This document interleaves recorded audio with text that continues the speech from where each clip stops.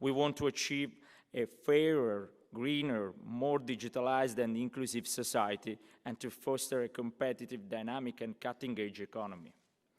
To accelerate these transitions, we launched in 2020 the National Innovation Fund, CDP Venture Capital Fund, thus making the venture capital system a cornerstone of Italy's economic development.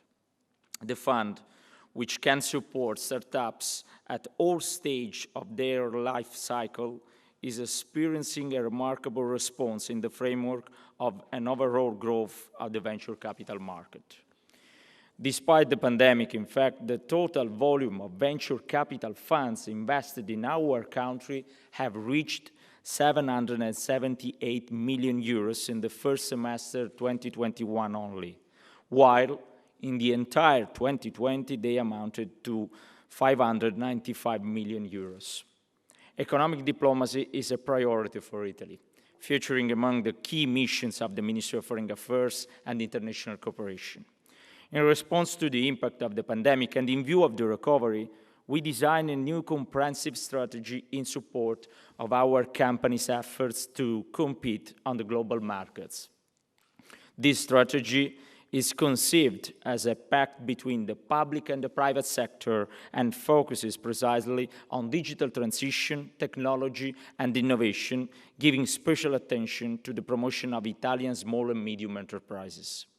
With an overall amount of 300 billion euros, the performance of Italian exports in the first 7 months of 2021 has surpassed the figures of 2019, that is considered the record year for Italian export.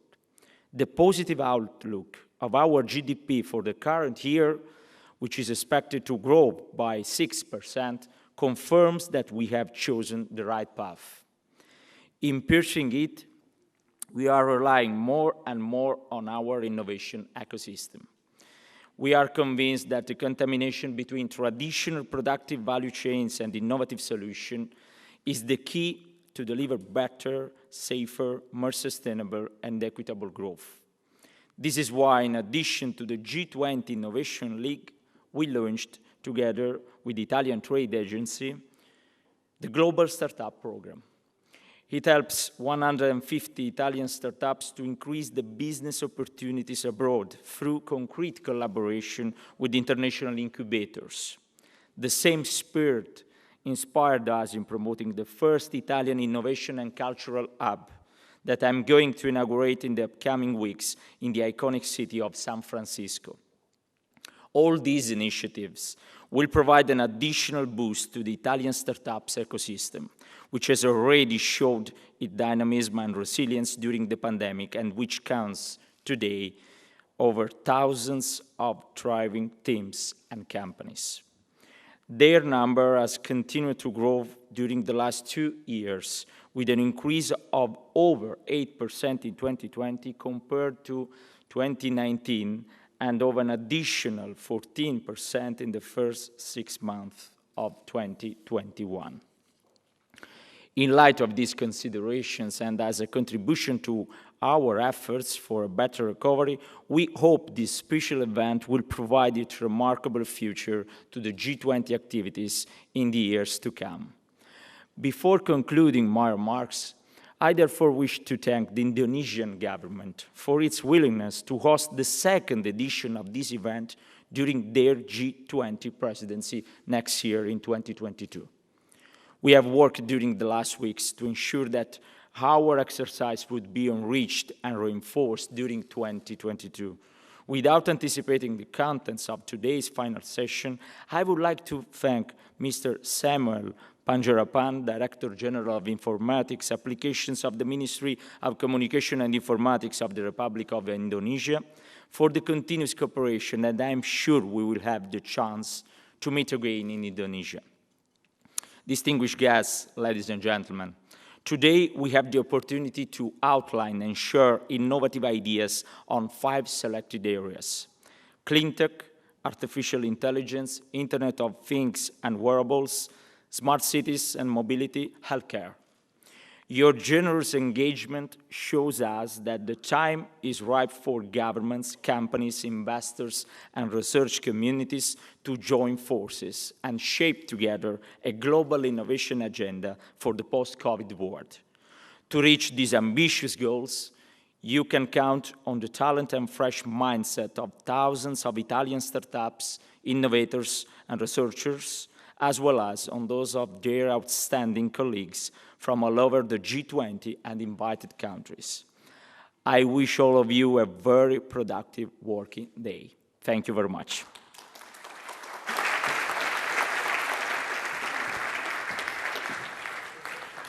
As during this fourth revolution, we are able to detach things that we always thought together and not shareable.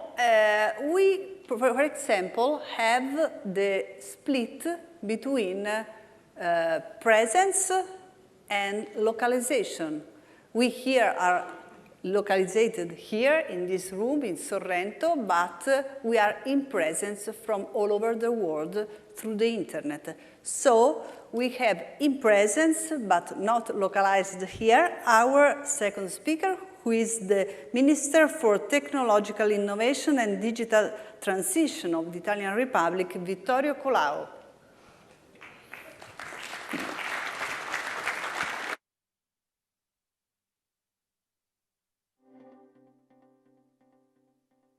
Hello. I'm really honored to participate in today's event, and I have to say I very much regret being unable to attend in person. I have to say in my current role, I really miss the energy and the entrepreneurial spirit of startups. This would have been a great opportunity, but unfortunately I cannot make it.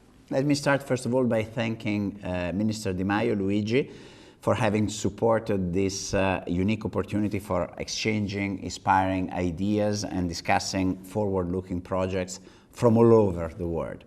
I also would like most sincerely to congratulate all the participants to this global competition. As I was saying, your creativity, your sense of entrepreneurship, your long-term vision, but I would say most importantly, your courage to experiment, I think are very important today, and they can make an essential contribution to things that are very, very important to all governments in these days.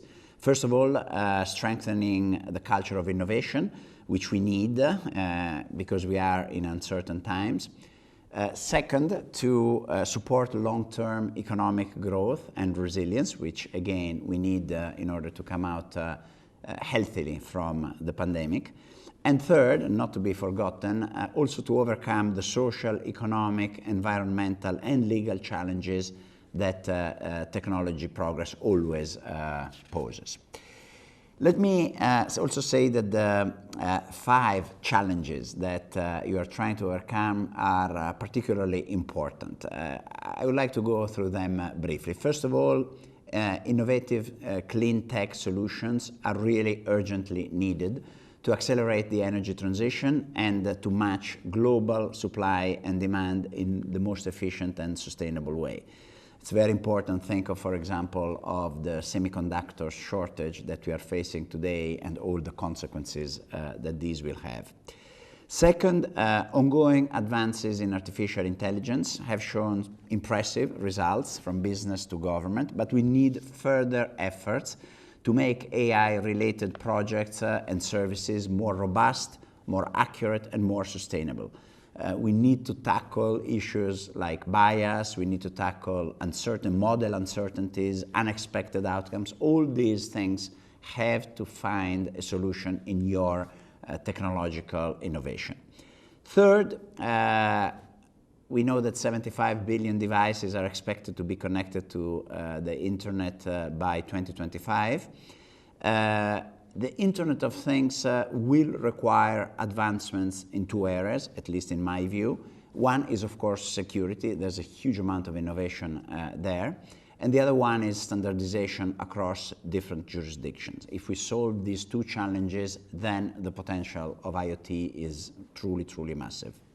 Fourth, With smart cities and mobilities, we face the opportunity to deliver more efficient, sustainable, and inclusive urban environments. This requires you, us and you, to reimagine the way we live in our homes, in our neighborhoods, our commuting habits, our working patterns. So there will be a massive transformation in that area as well. And finally, an area that is very dear to me, healthcare. Here we are confronted by two enormous opportunities. First of all, to strengthen international collaboration in developing data standards and interoperability specifications, but also to invest in digital skills for our citizens, to improve the service, the medical services to them, and to allow them to have all the benefits coming from telemedicine and from e-health.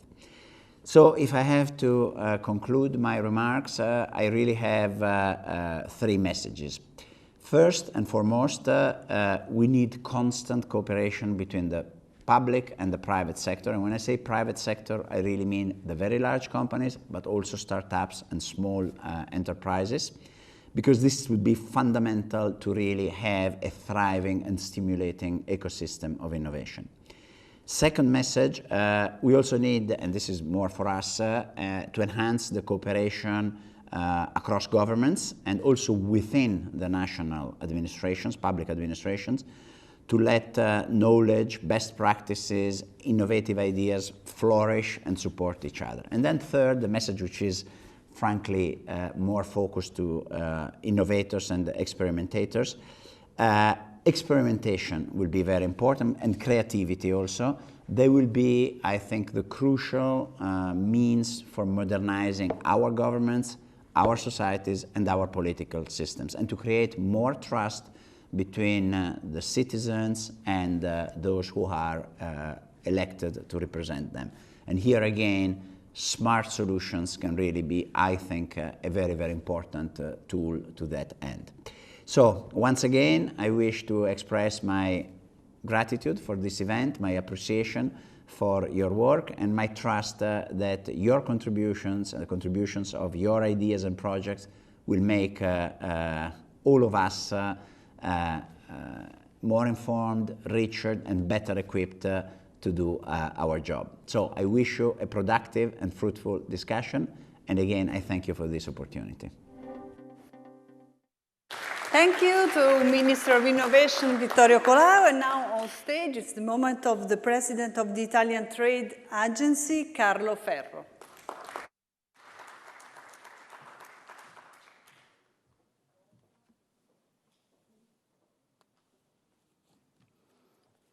Good morning, everyone. Honorable Minister Luigi Di Maio, Mr. José Ángel Gurria, it's really a pleasure to meet all the distinguished guests and participants today at this G20 Innovation League, which is an important occasion to discuss innovation and new ideas.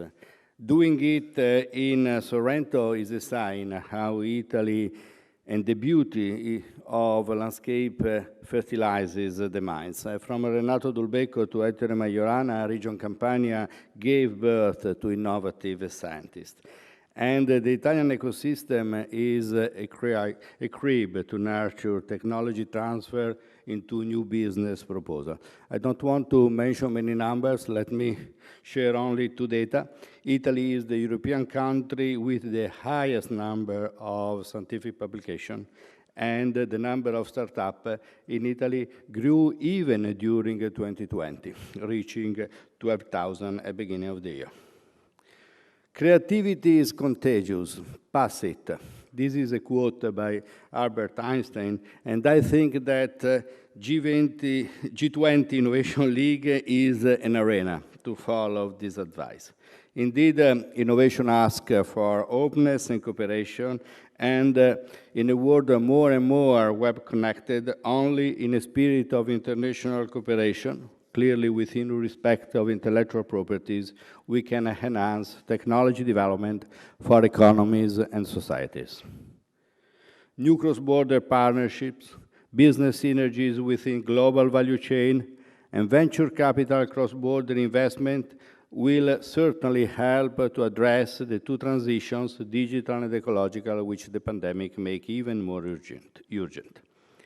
Clean tech, artificial intelligence, IoT, smart cities and mobility, healthcare, the 5 challenges which today's contest focuses on are of the utmost importance to achieve this goal.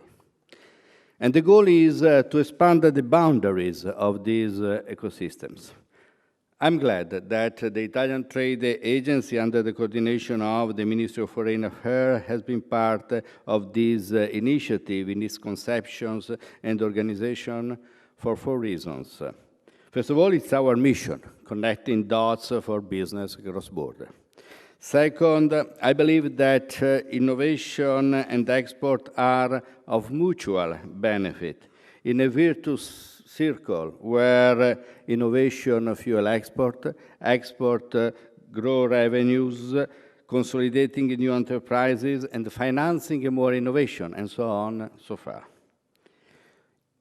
Third reason, this is an opportunity to contribute to the inclusion by gender and by generation. The talent, the energy, the vision of change of young generation and women cannot be left behind, not only as a social duty, but as an opportunity not to miss such essential contribution to new ideas and new business models. Number 4, it fits with our strategic focus on small enterprises and startups. Inspired by the Honorable Minister Di Maio, we want to accompany more small enterprises to the success in foreign markets.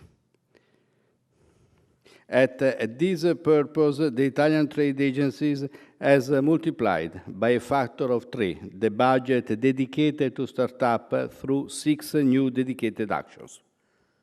The Global Startup Program, bringing every year over 100 innovative startups to accelerate for 8 weeks in accelerators abroad in order to tailor their business proposition to a foreign market and to scale up with new business partnership and new financing. We ran already 2 rounds of that program, and here I want to mention the one with the Dubai Future Foundation and to thank His Excellencies Khalfan Belul. And just this week, we have announced the first initiative of the 3rd round, the one for 2022.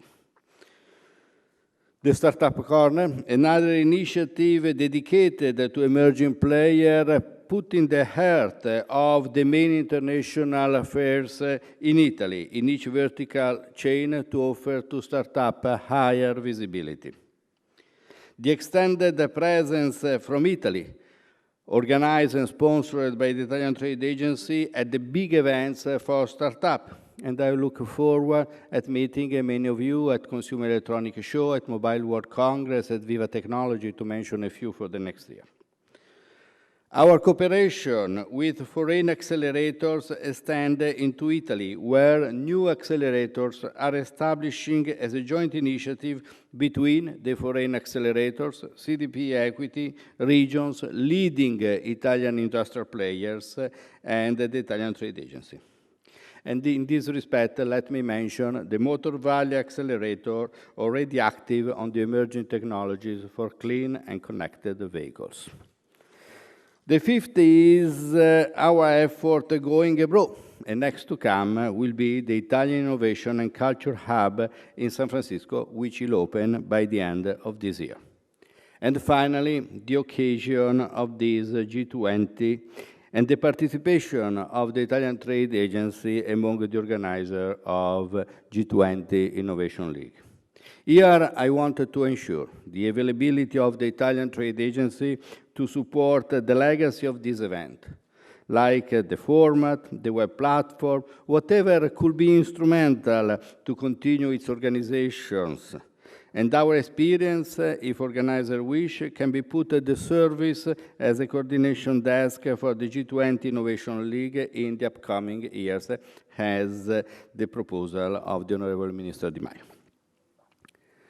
In conclusion, the success of our startup enterprises depends on 3 ingredients: the consolidation of their business model and the timely industrialization of their proposal solution, the consequent expansion on the international market, and the attraction of the required financial resources from venture capital. These three challenges, industrialization, internationalization, and financing, are interconnected, and the probability to succeed increase as if they are addressed and won together. Events like this G20 Innovation League wanted to help in this direction, and I wanted to wish to all participants, startup and venture capital, a very, very fruitful session. Thank you. Thank you, President Carlo Ferro. And now we have the speech of Chief Executive Officer, National Fund for Innovation, CDP Venture Capital, Enrico Resmini.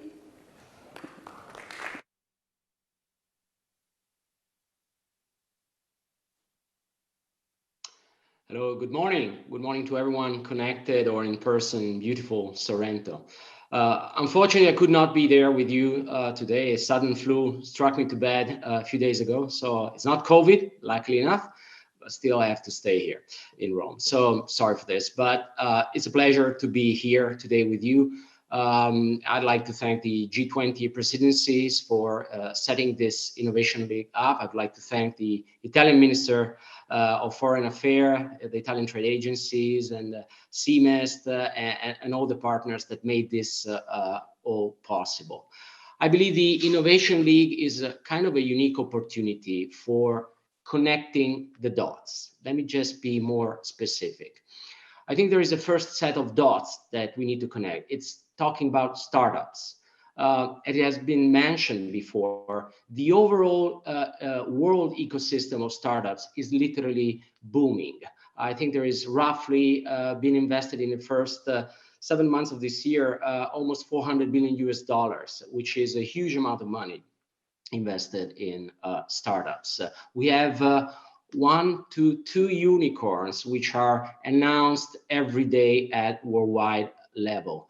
And I think we're just at the beginning of this importance of startups riding the wave of innovation and adoption of new exponential technology. This ride, I think, has been quite accelerated by some fundamental shifts that are happening at human level.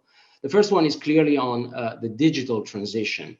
More and more products and services are being used through digital platforms, digital interface, and this is deeply changing the way human beings are getting connected and using the services and products produced by our companies. The second shift is the green, what I would call revolution. This is something that it is a necessity for our world, but it implies a big change, a big shift in the way we consume resources, in the way we move, in the way we exploit the planet. The third is also extremely important. We have seen the importance during the pandemic. It's life science. Life science is adopting new technologies and allowing us to cure and put our citizens safe from viruses and all the other stuff. So I think these shifts are really changing the way we as human beings live in our planet. And startups are at the frontier of this change because they are agile in the way they adopt these technologies, in the way they propose solutions. But they are not the only dots we want to connect today. There is also another set of dots, which is very important. It's venture capital firms. In the past decade, we have seen the growth and birth of several thousand venture capital firms. The number is a high number. We roughly have worldwide 3,000 venture capital firms. These venture capital firms now have the need to be global, have the need to be connected worldwide. Why? Because the deals, the startups are more and more global deals because they need to find and spot opportunities in every country. It's not anymore the time of few countries leading the way into innovation. Innovation is spread all over the world, and venture capital need to connect among them in order to make sure that the best deals are pursued. The last set of dots that need to be connected is corporates. We know that startups benefit from working with large corporations because they can exploit their services, they can exploit their sites, their customers, but also corporates need to work with startups. For example, I was looking at a report published by a consultancy in the recent months that says that investments in corporate venture capital by corporates has been increasing in the past 5 years on a yearly basis by 40% year on year. And if you look at the Fortune 100 top companies, now roughly 75% of them have a venture capital unit. So I think these three set of dots, startups, venture capital firms, and corporates, had the need to connect among them. And Innovation League, this first event, so important, is the way to connect these dots within an institutional frame. Now, the way the G20 Innovation League team has selected to connect these dots is through these 5 human major challenges. And let me just give you a number. We made the math. Across these 5 challenges in the past 18 months, roughly 70% of the total venture capital money has been invested across these 5 major challenges. So they are really important. They are really central to the investment activity, but also to the activity of startups. Within all this kind of changing and growing environment, Italy is playing out its role. In the past, we were behind in terms of importance and development of our innovation ecosystem. Thanks to the activity and the push and the drive of past government and the current government, I think in the past 2 years, there's been quite an effort to push the development of the innovation ecosystem. And as Minister Di Maio was saying in his opening remark, now we have a healthy ecosystem that, in the first 6 months has invested, the same amount above the amount that was on a yearly basis invested in 2019 and 2020. And, more and more startups are arising here in Italy. In the past 12 months, 3,000 new startups have seen the activity. So there is something really going on, which is very interesting. Our National Innovation Fund, which I have the privilege and the honor to lead, is really instrumental to this growth. We now have reached 1.5 billion euros of assets under management, and we are investing on our Italian startups, on our Italian venture capital firms, and striking collaborations with international investors in order to make sure that Italy is on their radar screen when it comes to investing into innovation. We have currently already more than 150 startups in our portfolio. We have invested in more than 15 venture capital firms. So it's first steps, but it's really promising first steps. And we hope that through this Innovation League, from now onwards, Italy will be recognized as a great country where to develop startups, but also where to play investments on very promising startups. So I'm really looking forward the following sessions, and I hope we will start from now onwards connecting our dots and making stronger networks at the worldwide level. Thank you so much. Thank you to Enrico Resmini. And as we are building, as I told before, and our speakers make us understand a new ecosystem, we have some goals that are common, that are global goals, but we also need vision, and visions from many people who can inspire the way to reach the goals for all over the world and all over the people and country who participates to this great challenge. So I'm honored to present you our guest, former OECD Secretary General José Ángel Gurría Treviño, and his inspirational vision will talk us about the role of innovative technologies and startups in tackling global challenges.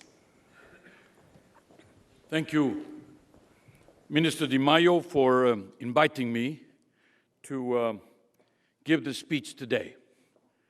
It's about the role of innovative technologies and startups in tackling global challenges. I hope I'll be able to inspire you or maybe challenge you by suggesting simply that this is the most critical policy responsibility that we have today. Simple as that. Now, a key question to consider is what to do with, and indeed, what to do about technological progress. Well, a simple question, but the simplicity belies the importance.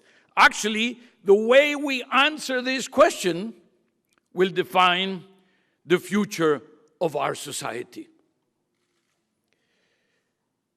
Technological progress is there for the taking, is there for the making, is there for exploiting, is there for improving society, our standards of living. It's happening whether we like it or not. It's irreversible. It is inevitable. It is irresistible. The great challenge is how we adopt it, how we adapt it, how we use it, how we profit from it, how we leverage the enormous potential that it has. Now, technology can improve our lives, but it can also challenge us in many ways. In our work, 14% of the jobs in the OECD countries are likely to be automated. And about 1/3 of all the jobs, so 14% plus 1/3 is about 47%. That's close to half of all the jobs are going to be disrupted somehow. They're going to be changed. They're going to be modified. In our society, where the presence or absence of digital tools will determine our access to services and to opportunities. Also, in our ethics, where the use or misuse of information and personal data can undermine the trust, can actually destroy lives, livelihoods. Now let me focus on 3 domains that we're talking about here. The first of all is small and medium enterprises, SMEs. Italy is a country of SMEs. It's a country that has discovered how to manage best its SMEs and how to integrate them into global value chains. The second is startups, which I am going to say is one type of SMEs. And the third is cities. Cities. Now, let me start with SMEs. SMEs account for 60% of the private sector workforce, for about 95% of all the companies in OECD countries. But if you talk about emerging economies, then the percentages are even higher. SMEs also have much lower levels of productivity, lower levels of trade, and as a result, typically offer lower levels of salaries than their larger counterparts. However, despite challenges related to economies of scale, many SMEs that fully embrace the potential of innovative technologies are able to outperform larger competitors and to thrive. Now, we need to help the millions of SMEs around the world who are leveraging on these technologies, who need to leverage on these technologies, whose survival depends on these technologies. Now, COVID-19 showed just how important innovative technologies are. 50% of SMEs have increased the digital take-up since the crisis started, moving operations online to remain in business, to mitigate the challenge of the pandemic. And many of these are here to stay. You know, these changes are quite permanent. You know, because we made so much investment on these things, but because they work, they function, they are successful.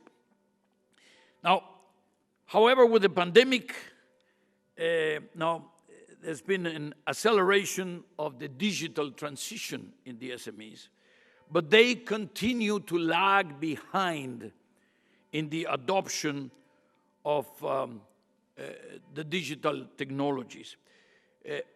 Now, the same old challenge inhibiting broader take-up remain in many of the SME cases. Even with the digital, with the pandemic and everything else, many of the obstacles, many of the problems, they remain.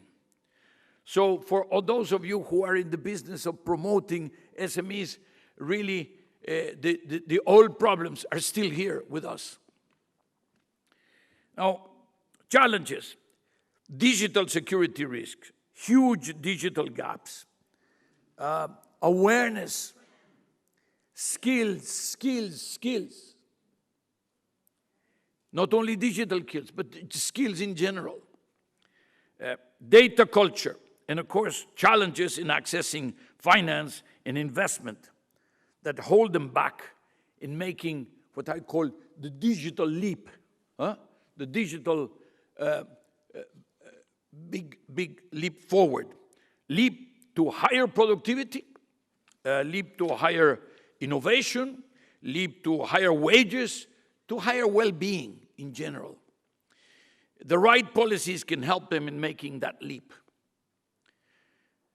Now, are we talking about policies related to the pandemic? Yes, of course we are. Are we talking about the recovery? Yes, of course we are. But mostly we are talking about permanent, durable policies, including policies that address these long-standing challenges regardless of the pandemic, because the pandemic will be over, but the scars of the pandemic will still be there and the problems will still be with us.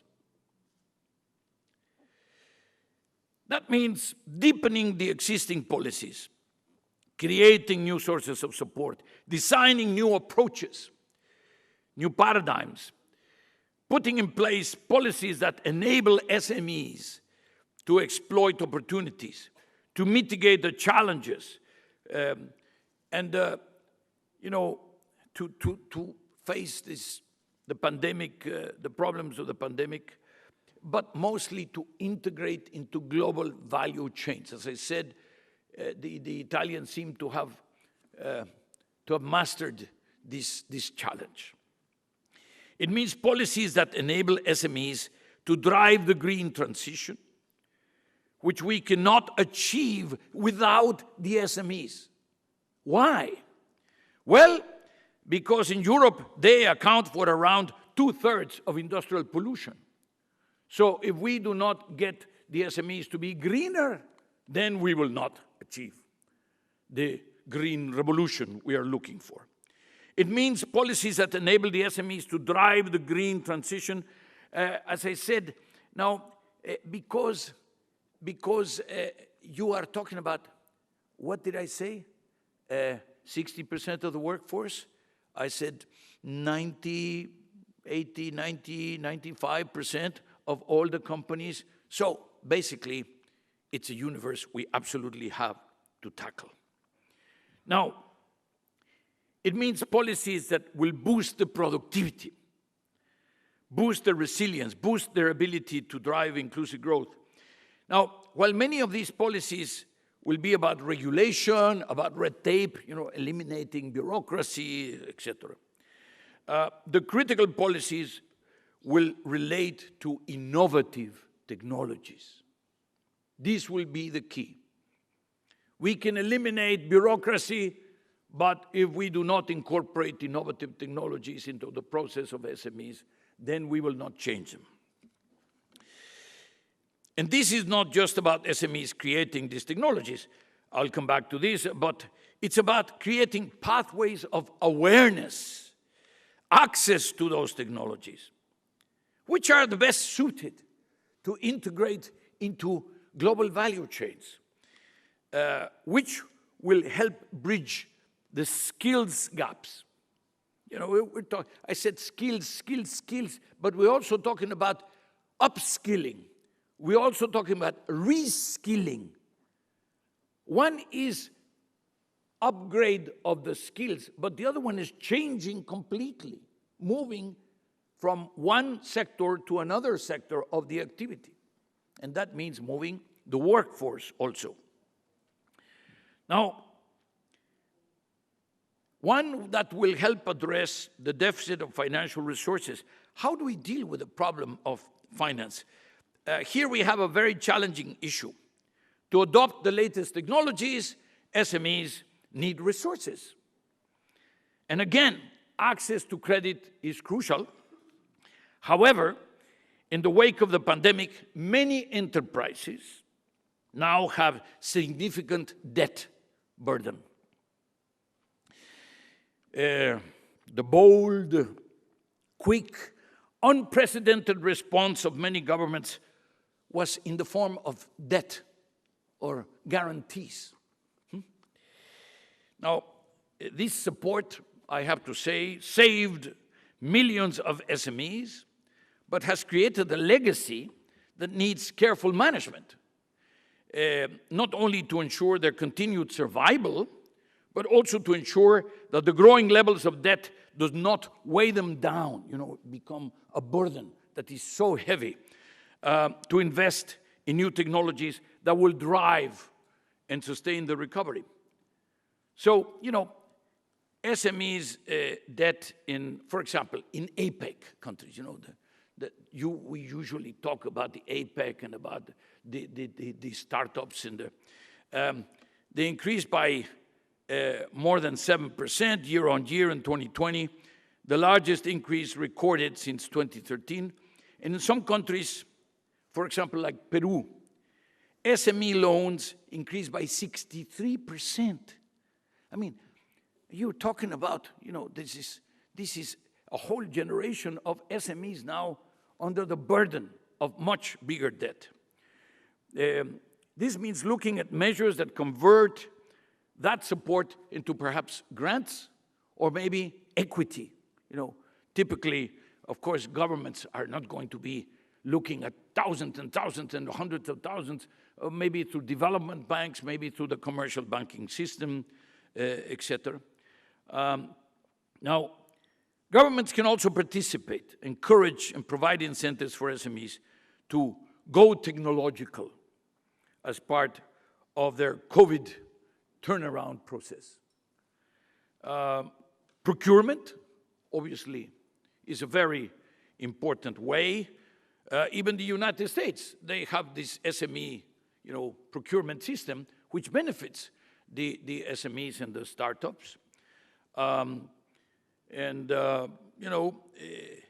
You're talking about ecosystems. It was mentioned here, the ecosystems that can support SMEs in embracing emerging technologies, the cloud, 3D printing, the Internet of Things, big data, blockchain, you have it, you know.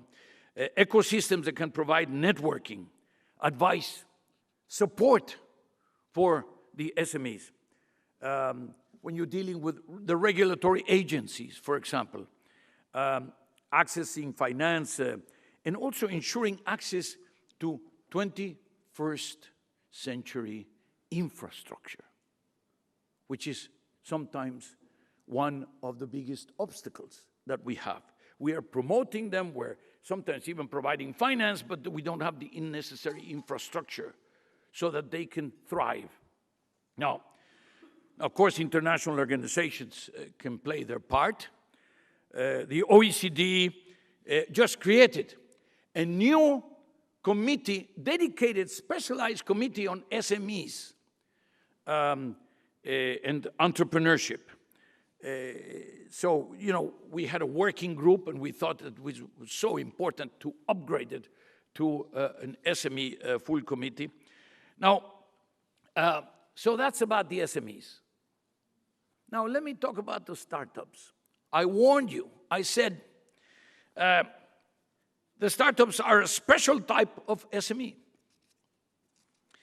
And so most, if not all the challenges that I talked about the SMEs, they apply to the startups.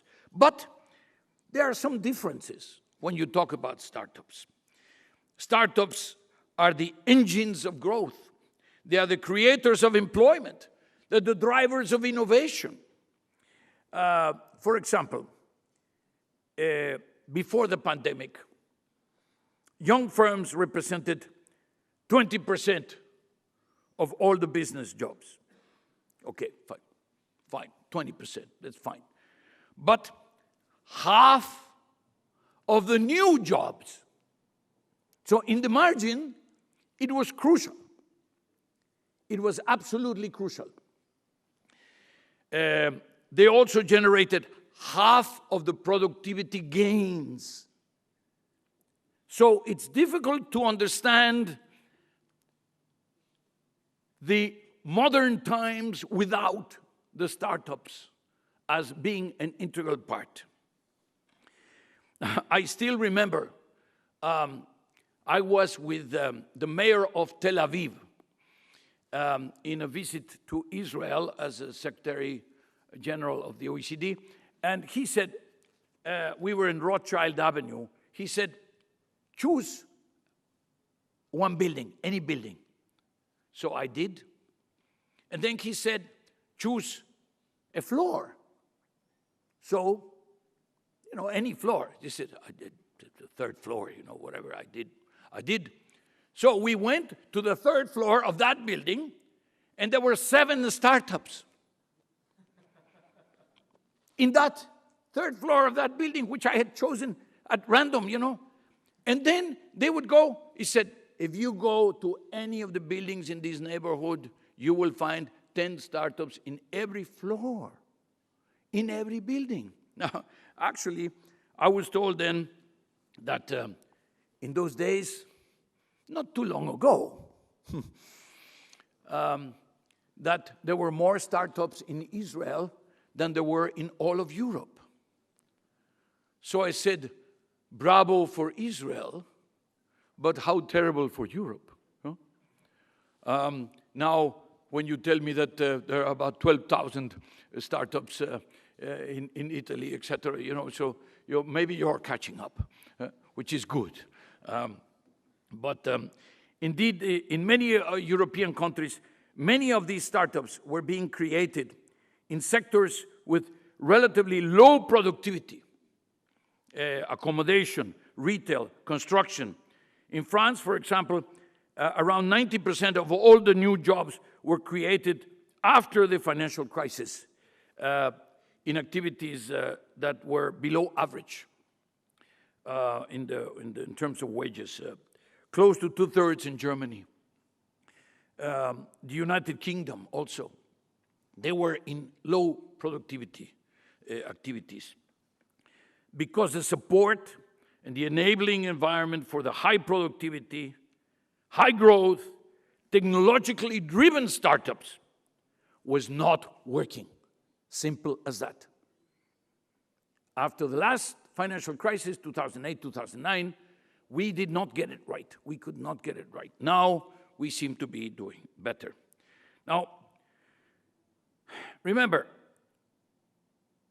Dropbox, Uber, Airbnb, WhatsApp, Groupon, Pinterest, even Alibaba's Taobao were created, during times of crisis. And in most countries, business creations have already rebounded quite strongly. We can expect that in the wake of the current crisis, we will see a similar explosion in innovation.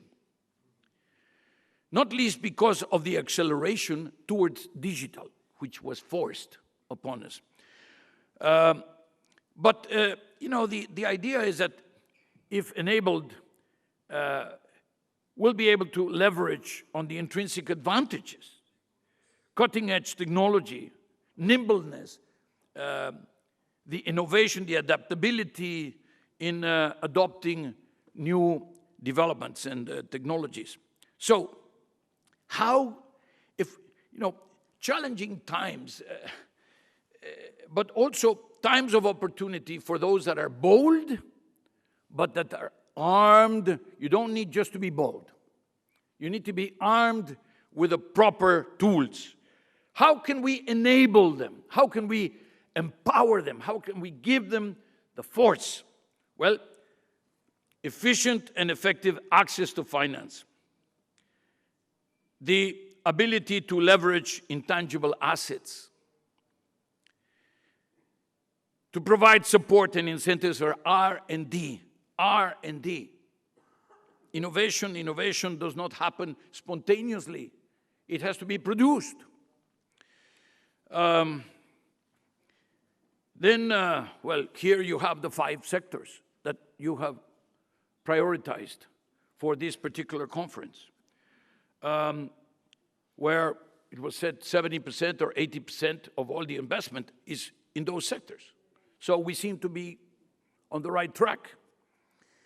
Then the awareness of support initiatives. What is there? I mean, we have to tell the people that there are these facilities. We have to let them know. We have to lead them by the hand and say, come, go to this guichet, go to this little office and then you will be supported. Or get on the internet and you will be supported. Better arrangements to support what I would call second chance entrepreneurs. One of the things that struck me a lot, and this applies both to Israel but also to the United States, is that he said, we never support in this incubator of startups, we never support anybody who has not failed at least twice. You say, what?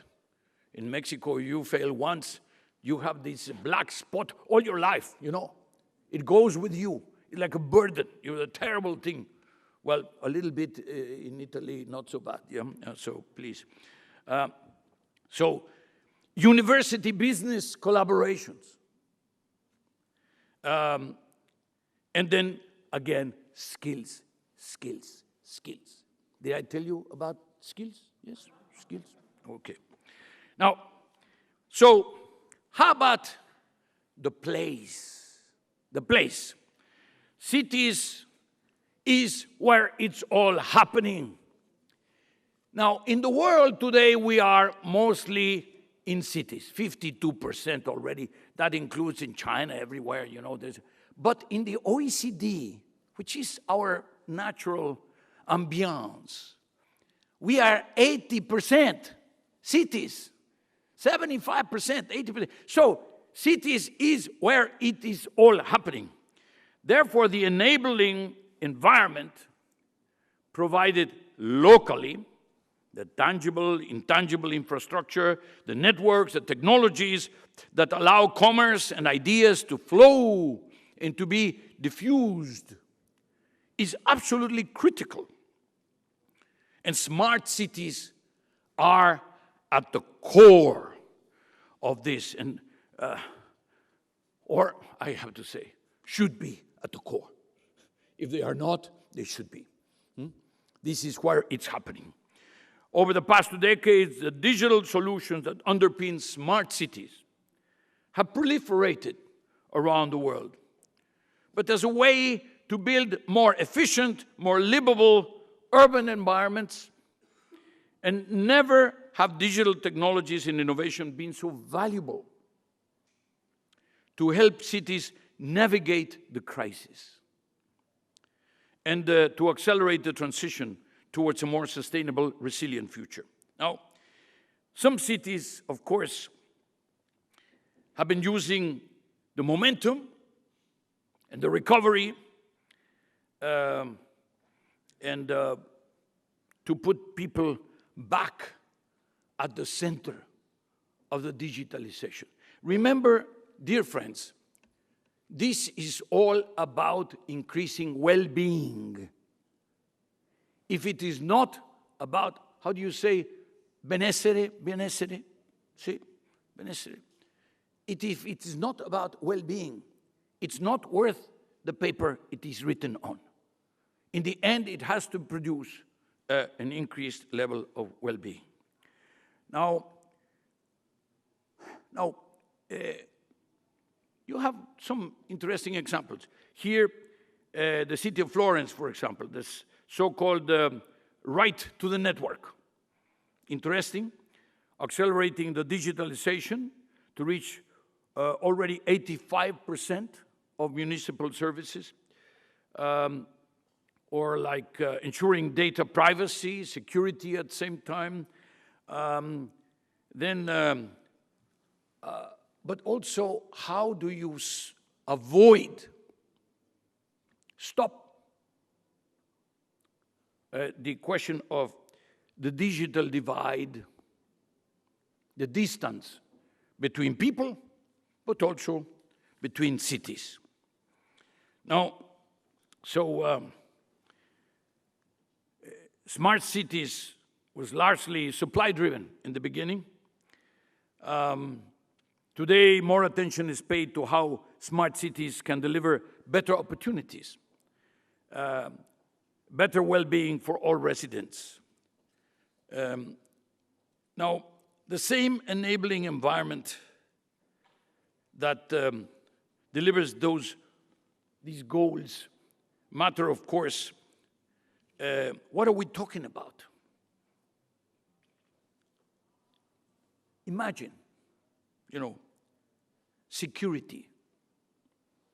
Just a feeling of feeling comfortable, feeling safe, walking on the street at night. Inequalities, jobs, education, healthcare, mobility, energy, water. Waste. How do you deal with waste? Housing, local taxation, civic engagement, digital infrastructure, or processes like the coordination between the national government and the regional government and the city governments and the local government, So now, why did I not mention the obvious, which were the large companies with the large technological changes, etc.? Well, the reason is because they have all sorts of reasons why they are being pressured to adopt technological change. I am talking about those areas that need specific national policies to promote. I'm not talking about those that will take care of themselves in a way.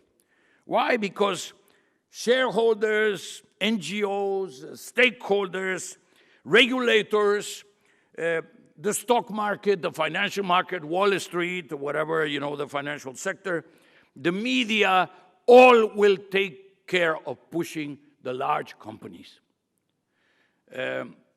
These days, large companies have to be resilient. They have to be green.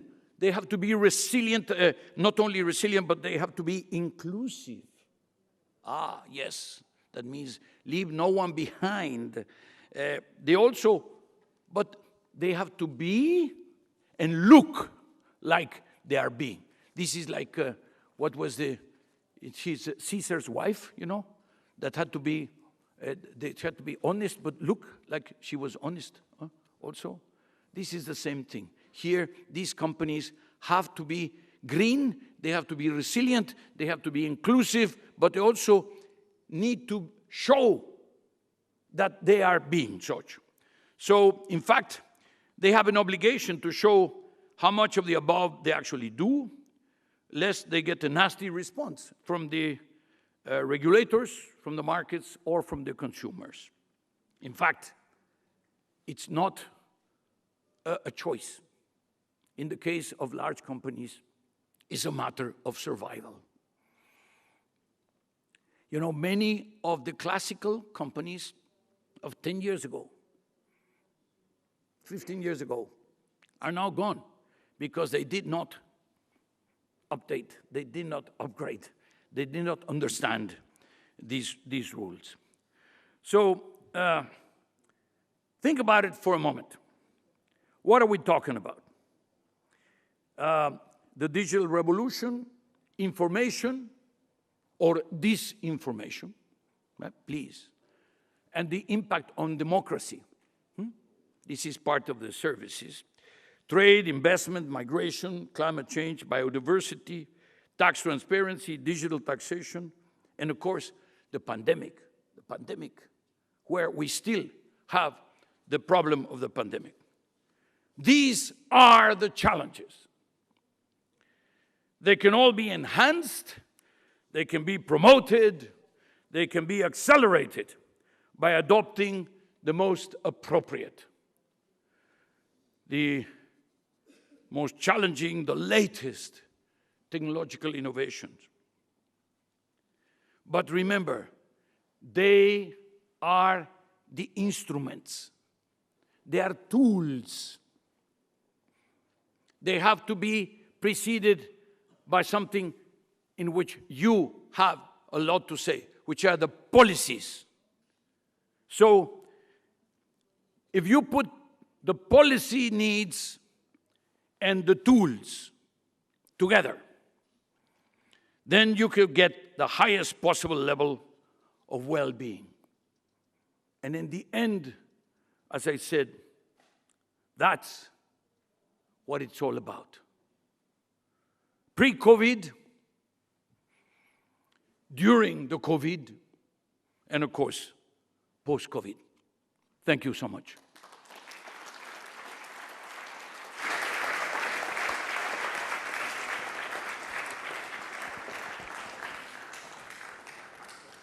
Thank you to the Secretary General for his inspirational speech.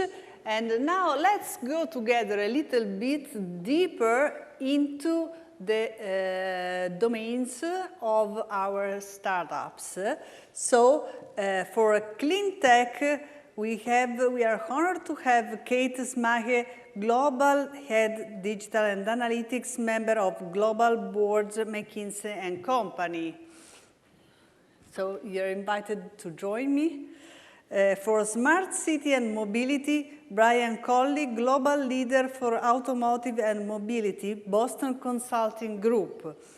Artificial Intelligence, Vittorio Bonori, Expert Partner, Advanced Analytics EMEA, Bain and Company. Healthcare, you can sit. Healthcare, Akashai Agarwal, EU Head of Healthcare, Oliver Wyman. IoT and Wearables, Tim Good, Managing Director, Lead Talent and Organization, Human Potential Europe of Accenture.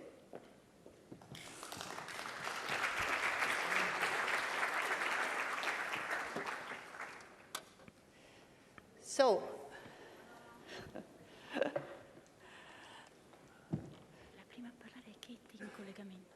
okay, so the first domain where we have to afford is what Europe focused very well with two colors that are green and blue. So green is the environment, the importance of having a clean ambient and all the challenges that we have for sustainability. And the blue is the digital world, how they are combined. So we can ask it to Kate Smager that we have. Almost, folks. Okay. Thank you so much for having me today. And I am super sad not to be with you in person, enjoying the Sorrento sun and being part of this amazing group that's going to bring inspiration, ideas, innovation, and hopefully a lot of impact together as you go through the day. So I am Kate Smage. I'm a senior partner based out of London, and I lead all of our capabilities around technology, around digital, around analytics and data for McKinsey. And I am both a little bit of a geek and also a passionate advocate for how we really think about breakthrough innovations in clean tech. And that's what I'm going to talk about today. So if I just go forward, I think this is our time, right? And we all know, this is why we're here today, that this challenge is big. At McKinsey, we've had a bit of fun modelling what we think the global energy reference case needs to be. Now, this is a picture that effectively creates what the world energy system might look like through 2050, based on current trends and so on. So it's not a do-nothing scenario. The do-nothing scenario is far, far worse. It's actually quite a bullish scenario, taking into account the potential for renewable energy, EV adoption rates, and so on and so forth. And what this tells us is that left to our own devices, if you like, this 1.5 degree pathway is not attainable, right? We're way off. It won't happen anywhere near fast enough. What we need is a 90% reduction. And my belief, our belief, is that this doesn't happen without some serious investment and collaboration around the technology innovations that can close that gap. So the good news, though, because I am an eternal optimist for those that know me, is that the greatest part of the abatement potential can actually be met without any new breakthrough technology required at all. And this is what this chart shows. And if you look at the numbers on the right-hand side for a second, 28% of the abatement potential by 2050 will actually come from what is already mature technology today. You might think of this as insulation technology, for example. We're all using it. We're using it at scale today. The next bucket, the blue piece, 32%, comes from technology that we've already adopted somehow, but it's nowhere near yet to the fullest extent that it could be. And I think electric cars is a great example of that. Still only 2% of cars sold last year. And yet we know that we've got to make a much bigger scaling of that technology in order to really have the impact that we need by 2050. The third bucket then is what I call proven technology, demonstrated technology. But it's demonstrated on a small scale today, right? It hasn't yet systematically been scaled to the advantage that it needs to be. So things like hydrogen blending, CCUS as well, carbon capture, use and storage. We believe that actually by 2050, you're going to need about 125 times the amount of carbon captured relative to what the technologies do today. So we know how to do some of this, but it's not scaled systematically at the moment. And then the remainder is what I'll call R&D, right?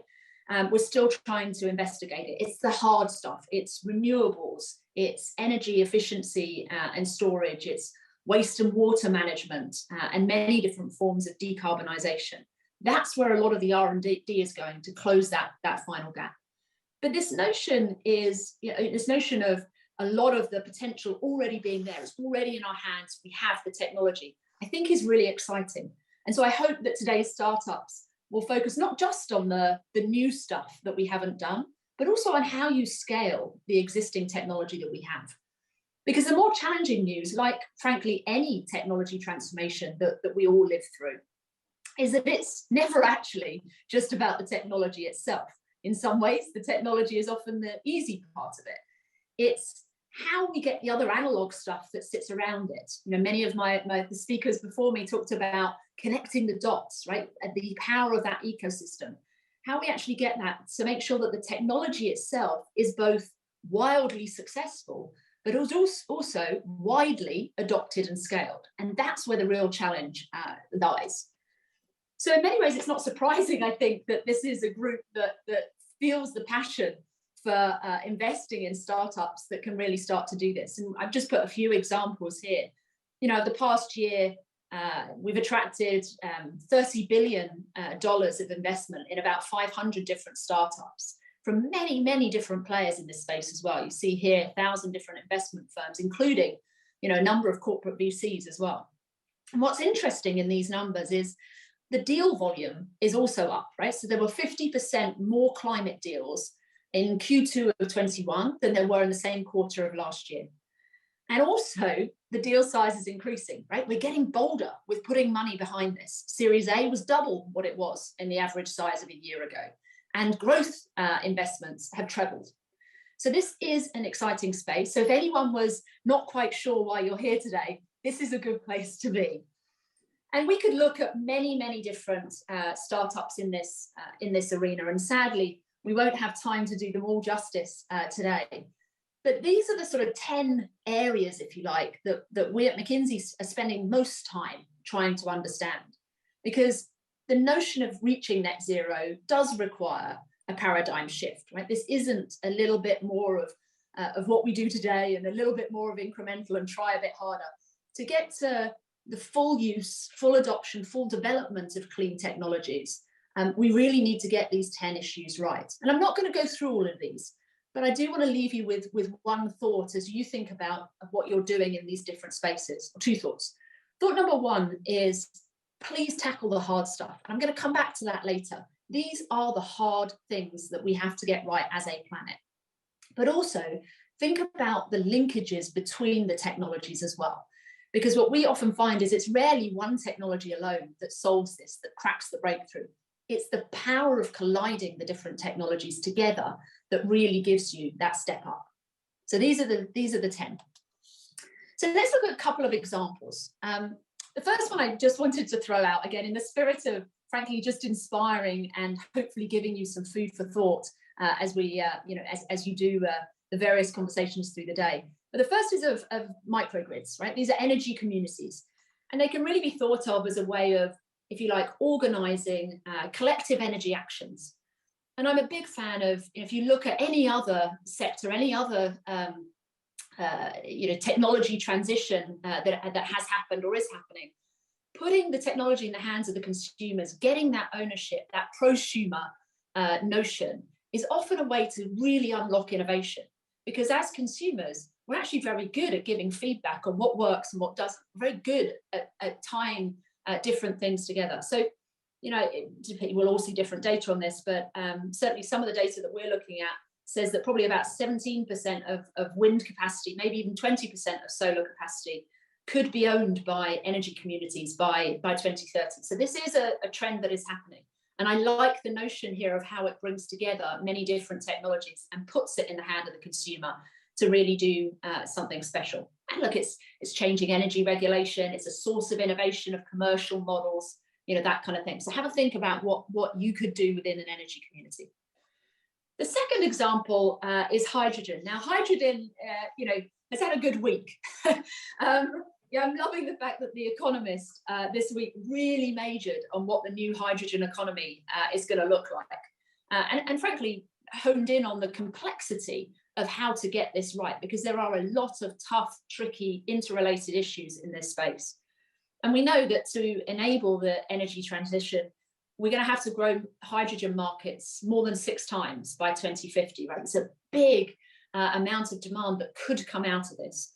Now, why is that? You know, it's a big part of the innovation unlock because it factors in how we're going to decarbonize the power system. It's great that we have electrification, for example, but if that electricity is not clean electricity, we're no better off in terms of how we think about it. Hydrogen is going to play a big role in that. When we look at the role it will play in aviation alongside biofuels, the way that we think about hydrogen-based ammonia for solutions in shipping, and anyone who's read Bill Gates's book knows how important the effects of shipping actually are in this whole thing. And then, of course, how we think about industrial decarbonisation as well, particularly for anything that is high temperature heat related, right? Cement being a great example. And then my third example, and this is one I just wanted to pick on because I like the notion of how J&J brought together many different technologies that we all use today in order to, in order to get this right. This is a plant in Sweden that J&J operates, which invested in a bunch of advanced controls with green installations in order to really think about how to move to its, frankly, first ever CO2 neutral plant. And, there are some things here, it took robotic applications you can see on the right under Industry 4.0 and got a 14% increase in equipment effectiveness. Great. And then they launched that alongside how to think about ammonia-based cooling systems to really make sure that the energy that they are creating is clean energy and so on. And you can see the impact on the right. I won't belabor the point. And I give you these examples really because, as I said earlier, what I want this group to focus on, I beg of you to do, is to think about focusing on the hard stuff, right? It's electricity storage, it's cement, it's fertilizer, and it's making the technology scale. And I'll give you just 4 examples here. On the how, if you like, right? The first is new jobs. Many of the previous speakers talked about the notion of reskilling that is going to be needed here. We talk about 5 million net new jobs in the EU by 2050. That's 11 million that are going to be created, 11 million, and 6 million that will be lost. That's what the net number actually is. That is a huge reskilling challenge. Similarly, the mobilization of green capital, this 28 trillion number, right? The investments that are going to be required in the EU by 2050. That's the equivalent of 25% of the annual capital investments in the EU today, 4% of EU GDP. These are not small numbers. Unless we can mobilize green capital to really work in favor of these technologies, they will not scale. Computing power is my third. And how you think about power capacity. In short, today's computational power is not going to be sufficient for the future needs that we have. A lot of the ways in which these technologies will work will require far higher computational power, and we need to be able to deliver that in a clean way. It's actually one of the reasons I get quite excited about the potential of quantum computing by even sort of 2027, which we believe will be about an 8 billion market by that point. And then finally, this notion of working together, right? Every speaker today has talked about it, whether it's connecting the dots, whether it's the power of the ecosystem, but this equitable access to clean technologies across the world, it's only possible if we work together to do this. So if you do, one thing today, talk to each other, collide ideas, bring these different notions of public, private, corporate participation into this mix. So look, I hope this inspires you a little bit for the sessions that come later. I have really high hopes of what this group is going to do, not just this year, but in perpetuity in future years, to get some really major breakthroughs, not just on the technology, but on how we scale that technology and how we start to solve the world's hardest problems. So focus on the hard stuff and have a ton of fun today. Thank you. So thank you, and we go to the second field. As we know, Italy will have on the 23rd of October in a global competition in Indianapolis, an autonomous vehicle running in a competition. This is a great innovation, but we have to talk to understand what will happen in our cities according to green and blue with mobility and autonomous vehicle and how we will be more green in driving. So, Brian Colley. Well, thank you very much. It is an honor to be with all of you here today. The automotive mobility industry is in the midst of the greatest disruption it has seen in well over 100 years. Can we get the slides to come up? Actually, back. There we go. So the automotive mobility industry is in the midst of the greatest disruption we have seen in well over 100 years. The opportunities are limitless, but change is never easy. If we would have been at the Consumer Electronics Show in Las Vegas 5 years ago, we would have all been led to believe that by today, we'd all be driving around in robotaxis. Obviously, that hasn't happened. Instead, the automotive industry is struggling with the very basics of manufacturing 101 as it navigates the broader semiconductor crisis. But with all these challenges, we can't lose sight of the opportunities before us. And the economics for change, they remain as compelling as ever. President Kennedy once said, "Change is the law of life, and those who look only to the past or present are certain to miss the future." These are certainly chaotic times, but chaos breeds discontinuities, and discontinuity in turn creates opportunities.